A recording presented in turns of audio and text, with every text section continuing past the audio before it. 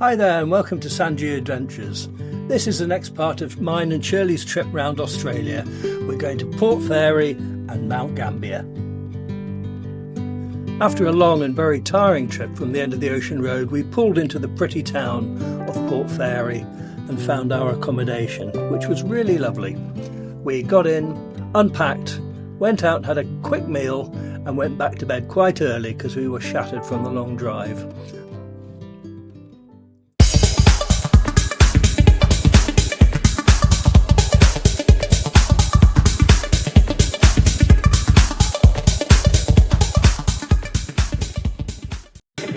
In 2016, Portfairy had a population of around 3,340. It's the home port of one of Victoria's largest fishing fleets. It's a very beautiful place and was voted one of the world's most livable cities, winning the 2012 International LiveCom Award. It has a rich history with 50 buildings protected by the National Trust of Australia. Whale and seal hunters used this coast, and the crew of the sealing cutter, the Fairy, gave the bay its name. In 1843, land was drained and a harbour was built on the Moyne River. From 1887, it was called Portfairy.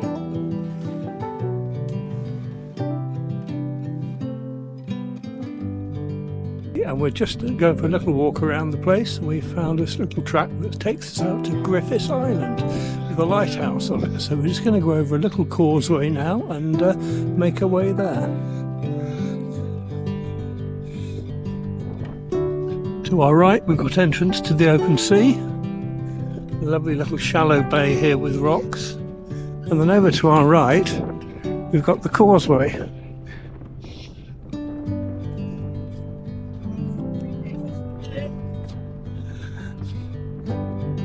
So we're going to take the southern route to the lighthouse, which is a little bit shorter than the northern route, which is probably also a little bit chillier. It's a very nice little place.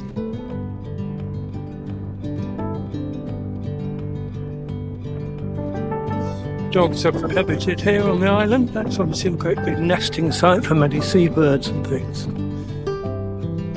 But with the evening sun, it casts a beautiful light across everything that we see. And there's lots of these little rock pools dotted around all the way along this causeway.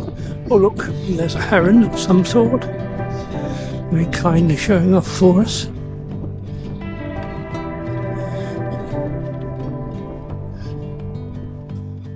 And to our right here we've got the native Australian black swan, enjoying feeding in these crystal clear waters. Nice sight for us.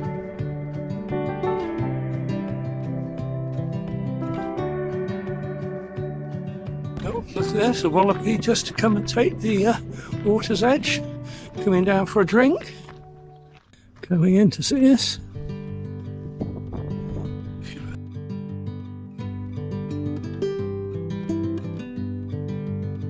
Very much for staying so calm. Here he is. Hello, nice to see you. It's very nice to meet you. Here's a rare little treat.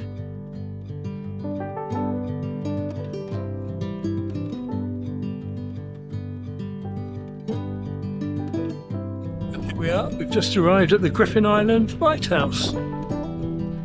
After having two conversations with two different wallabies. Wonderful. Rather a pretty little lighthouse.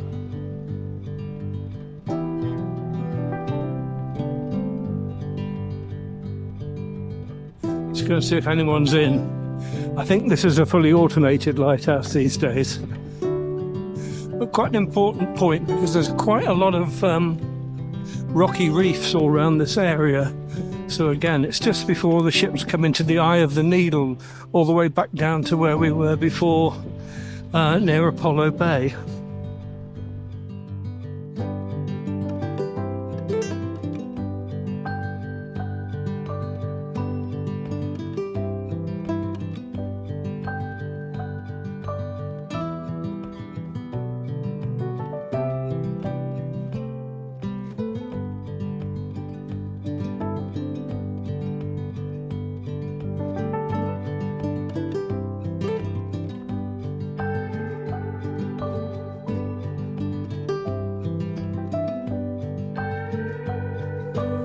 As well as the beauty of Griffiths Island with its wallabies and other wildlife, Portfairy has an awful lot going for itself. It's held a folk festival for the last 40 years, which has been patronised by over 500 international acts. The Portfairy also has a spring music festival with classic and contemporary music, drama, orchestral and choral music, jazz, opera and dance, has a golf course, Aussie Rules Football Club, surfing. It's considered Victoria's finest and most original colonial coastal village. We had an amazing meal after our walk at the wharf on the harbour side. Fantastic fresh fish and lovely wine. Hi, it's day 5 of our Great Ocean Road adventure where we've driven all the way up from Portfairy to Mount Gambia. It's a good 2 hours to have a look at various things around here. We've just stopped off now for the most important thing. Then we'll have a coffee and something to eat, and then we'll go and explore the city gardens and a variety of other things up here as well, including the Blue Lake and also a great big sinkhole garden as well. Looking forward to this. Okay, we're on the search of a cafe now, but we're just walking down one of the streets here in Mount Gambia, and there's some beautiful examples of colonial style buildings, and they look absolutely beautiful. Aha, just in front of us, what we need, a cafe. So we'll make a little stop there and then we'll have a quick look around the city gardens. They're preparing for Christmas here very early. Just a look down the main street, big old town hall just here. It's very beautiful. Seems very strange, Christmas in the sunshine. Mount Gambia surrounds a dormant volcano that erupted around 5,000 years ago. It's the second largest city in South Australia, with a population of 26,000. It's home to hundreds of sinkholes, caves, as well as the Blue Lake. It's situated 436 kilometres from Adelaide. It's a thriving, progressive community with major retail outlets, galleries, museums and markets. It has a fantastic arts centre, the Riddoch Arts and Culture Centre, which promotes the art and culture of the limestone coast. We went and saw a fantastic exhibition of knitted taxidermy.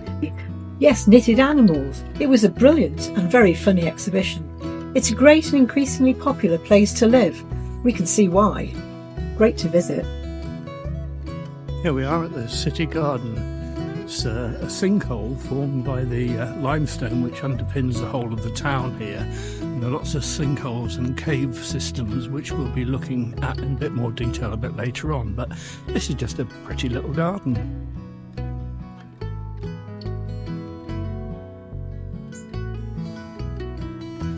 Some steps here going down to the bottom and what seems like a big cave, so we'll go down and have a look.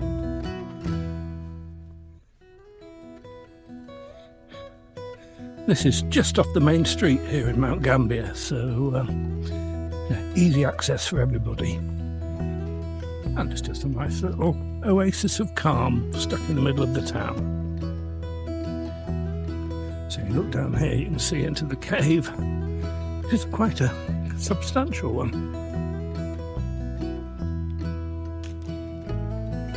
Oops, just drop my sunglasses.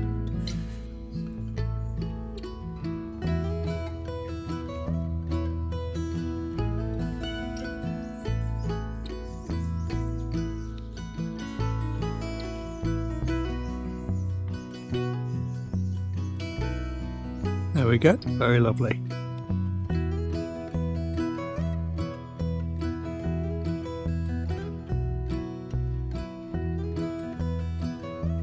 We've just come to Umperston Sinkhole, which is still in Mount Gambia, just past a lovely sculpture which was made by a local artist, and it's meant to represent sinkholes and the hidden fissures in the ground beneath. Now this is a very large limestone sinkhole which has been created, I think, in the 30s into a most beautiful garden. So we'll take a look at this and see what we find. Lovely little spot, again, right in the heart of the town, so awful lot of things here that are available for local people all the time. Lovely gardens surrounding it.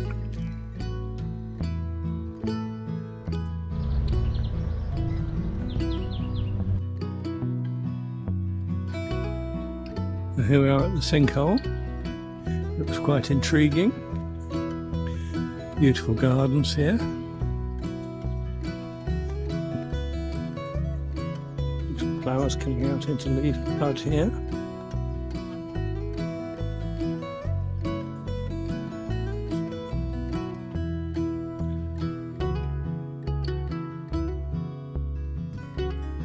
And get our first sort of view of the sinkhole itself.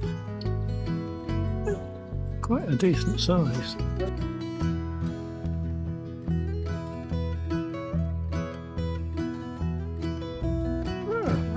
How pretty is this? It's quite deep as well.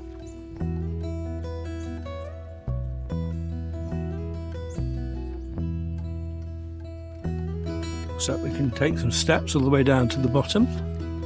Must be quite tremendous looking back up again at the top here.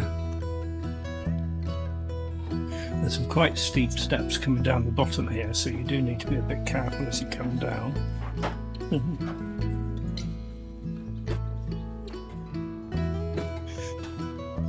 Another view of the garden here from a little lower down. Very pretty little Victorian style garden. Okay, carry on down to the bottom. Again, well done Australia, they're creating all these fantastic public facilities in such a high quality way really. Oh, let's see how the sinkhole is further down here. See all the layers of limestone. And now back again to the garden. Beautiful. Seeing the people at the bottom there gives you an idea of how deep this hole is. It really is quite spectacular.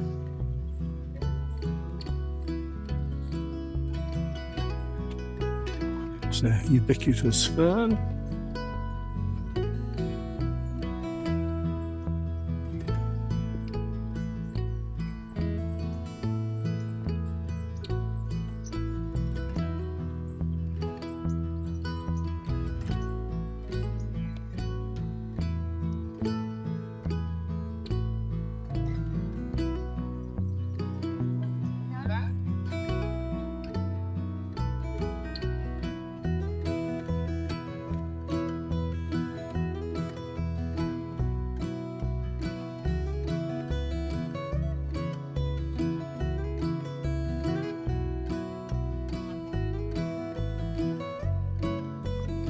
Quite a nice little surprise, isn't it?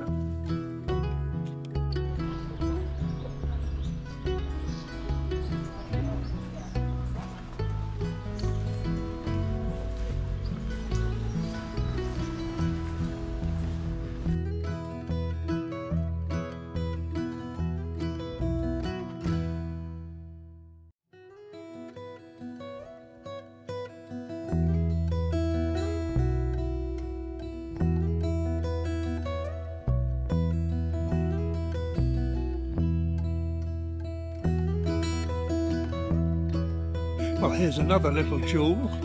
This is the Blue Lake, just south of Mount Gambia.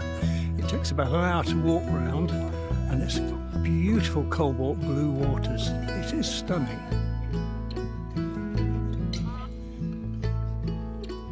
Apparently it's the crater of an extinct volcano of millions of years ago.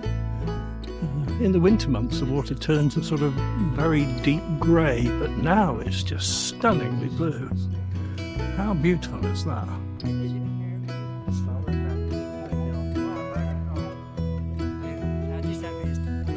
This is incredibly beautiful, isn't it? Oh, I couldn't imagine how blue it is. It's really, really blue lake. Fits its name perfectly.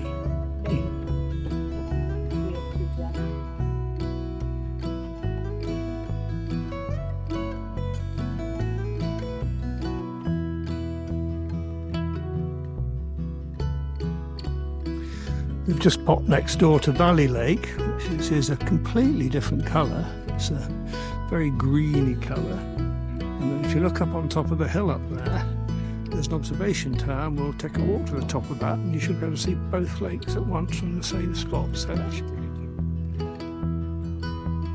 we've just walked up to the Centennial Tower, which was completed in 1904 and cost £434. Might cost a little bit more nowadays, but there was a tremendous view of the Blue Lake and the Green Lake below us. We can't see the Blue Lake here at the moment, but forgive us, we were so out of breath by the time we got to the top, we forgot to do any photography. Never mind, it's still a stunning view. And over to our left you can see the town of Mount Gambia in the distance as well. Quite a cracking spot. We've just come down to the bottom of the crater which holds the Green Lake, and we're going to have a little picnic on a bench here, right by this. How's that for a picnic spot? Well, we've had a great couple of days exploring Portfairy and Mount Gambia, two very different places yet very similar in many respects. Both are very beautiful, both contain glorious colonial houses. They're obviously situated in different places, one on the coast and one up here in the mountains, but both well worth a visit. It was a fantastic couple of days that we had. Well, from Port Gambia we drove back to Portfairy to prepare for our trip the following day all the way to Adelaide. That was a 600-kilometre drive, so we needed to get back and have a good rest before we started on the next stage of our journey. Please come and join us on our next trip when we go to Adelaide, Kangaroo Island and the Barossa Valley. I hope you enjoyed watching this one. Please don't forget to subscribe, and we'll see you in our next adventure.